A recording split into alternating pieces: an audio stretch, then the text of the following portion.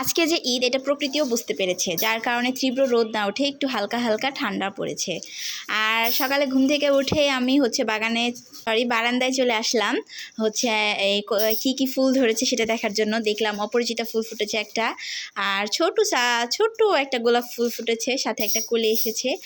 আর এর মধ্যে দেখেন আমার মেহেদিগুলা কি সুন্দর লাল হয়েছে। আর মেহেদি হাতে অনেক বেশি লাল হলে কিন্তু স্বামী বেশি ভালোবাসে, এটা মানে আমি শুনেছি, জানি না সত্যতা কতটুকু। তারপরে বেশ কয়েকটা নয়নতারা ফুল ফুটেছে। আর আজকে যেহেতু ঈদ, তো আমার তো সবাইকে ঈদ মোবারক বলতেই ভুলে গিয়েছি। তো সবাইকে ঈদের শুভেচ্ছা এবং ঈদ মোবারক।